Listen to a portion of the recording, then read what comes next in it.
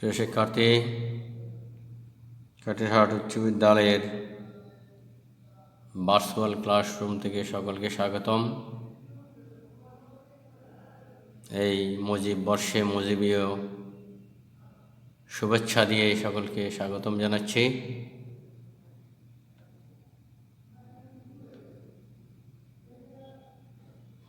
আমি অরুণ কুমার দে, সহকারী শিক্ষক, কাটিরহাট উচ্চ বিদ্যালয়। আজকে আমি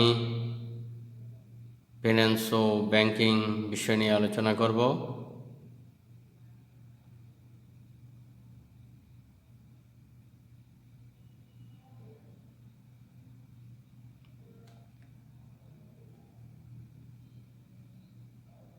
আমরা ছবিটি লক্ষ্য করি।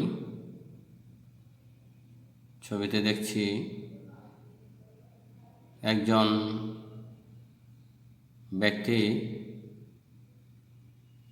একটি সরু দড়ির উপর দিয়ে হাতে একটি লাঠি নিয়ে একটা নদী পার হওয়ার চেষ্টা করছেন। এর আগেও অনেকে চেষ্টা করেছেন, অনেকে সফল হয়েছেন, অনেকেই পানিতে পড়ে গেছে। সেই নদীতে পড়ে এখন এই ছবিতে আমরা কি লক্ষ্য করব? আমরা দেখব, আমরা ব্যবসায় করতে গেলে এই ধরনের ঝুঁকি ও অনিশ্চয়তা অবশ্যই থাকবে। আমরা এই সরু দড়িটি যদি পার হতে পারি বিভিন্ন প্রতিকূলতার মাধ্যমে, তারপরে আমরা মনে করব আমাদের ব্যবসায় সফল হয়েছি। অনেকেই এই সরু দড়িটি বিভিন্ন বাধা বিপত্তি এবং শারীরিক সমস্যার কারণে অনেকেই পার হতে পারে না। সেই জন্য সে কিছু দূর গিয়ে বা মাঝপথে বা একেবারে শেষের দিকে এসে পড়ে যায় বা ব্যবসা গুটিয়ে নেয়। তাই আমাদের এই ছবি থেকে আমাদের শিখতে হবে কিভাবে আমরা এই সরু দড়ি, ব্যবসায়ের সরু দড়িটি পার হব। এটা আমাদের লক্ষ্য থাকতে হবে। আমরা ব্যবসায়ে অবশ্যই মুনাফা অর্জন করব, সুনাম করব, উন্নতি করব। সেই জন্য আমাদেরকে কিছু নির্দেশনা, উপদেশ মেনে, কিছু কৌশল মেনে ব্যবসা পরিচালনা করতে হবে। তাই এসব আমরা আজকে ব্যবসায়ীর ঝুঁকি ও অনিশ্চয়তা চতুর্থ অধ্যায় নিয়ে আলোচনা করব।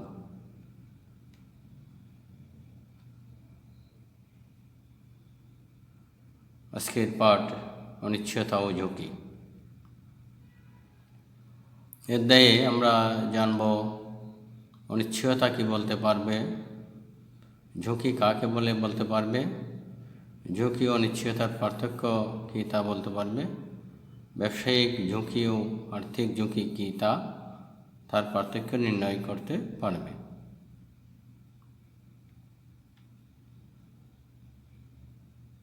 আমরা একজনের মাথায় বিভিন্ন প্রশ্ন লক্ষ্য করছি,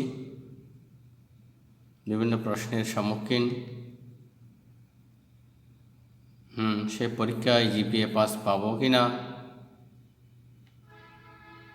লেখাপড়া শেষ করে চাকরি পাবো কি, সমাজে প্রতিষ্ঠা লাভ করতে পারবো কি, এইসব হচ্ছে অনিশ্চয়তা।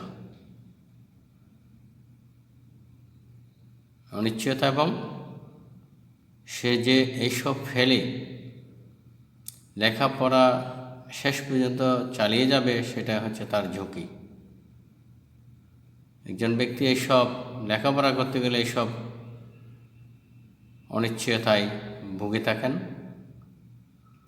একজন ব্যবসায়ী ব্যবসা করতে গেলে তার মধ্যে কিছু প্রশ্ন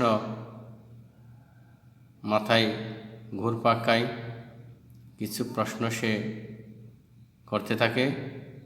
ব্যবসা মূলধন পাবে কি, ব্যবসায়ী লাভ হবে কি, হ্যাঁ ব্যবসায় গ্রাহক পাবে কি, পণ্য বিক্রি হবে কি, এসব প্রশ্ন থাকে। এগুলি হচ্ছে তার অনিশ্চয়তা। এগুলি যখন সে উত্তরণ করতে পারবে তখন সে সাফল্য লাভ করবে।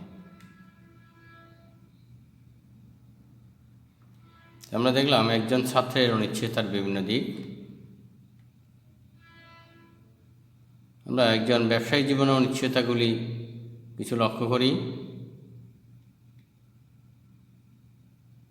পণ্য আশানুরূপ বিক্রি হবে কি, প্রত্যাশিত পণ্য মুনাফা অর্জিত হবে কি, প্রয়োজনীয় কাঁচামাল পাব কি, প্রত্যাশিত লভ্যাংশ পাব কি, প্রতিযোগী তাই টিকে থাকতে পারব কি, ইত্যাদি। এসব প্রশ্নও একজন ব্যবসায়ীর জীবনে অনিশ্চয়তা।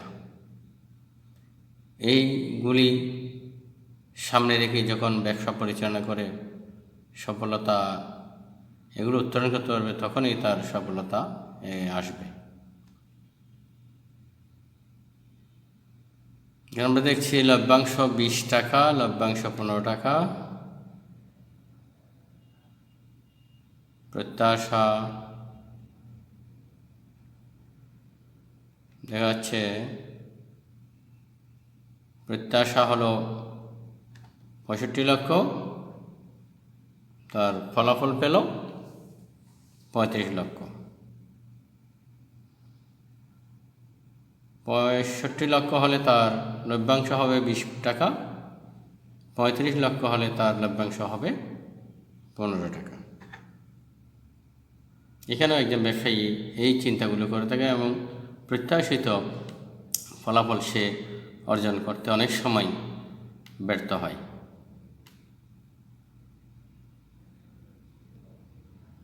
এটা হচ্ছে ঝুঁকি। আমরা আগে অনিশ্চয়তা দেখলাম। এই কাজটা যখন তার প্রত্যাশা অনুযায়ী হয়নি তখন সেটা হচ্ছে ঝুঁকি।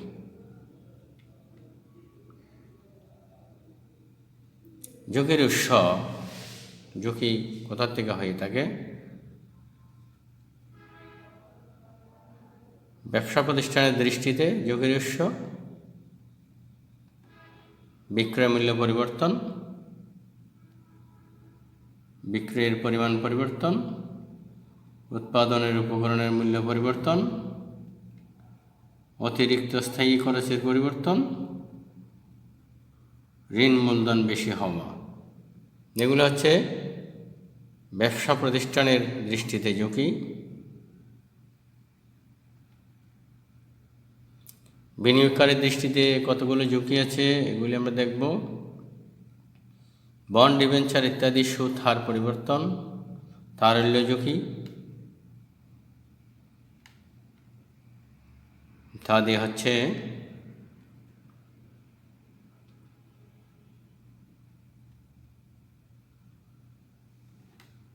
কয়েকজনে মিলে এই প্রশ্নটির উত্তর লিখতে হবে। এখন ব্যবসা প্রতিষ্ঠানের দৃষ্টিতে ঝুঁকির উৎস লেখো। কয়েকজনে মিলে এই প্রশ্নটির উত্তর করবে এবং আর কয়েকজনে মিলে বিনিয়োগকারীর দৃষ্টিতে ঝুঁকির উৎস কী কী লেখো।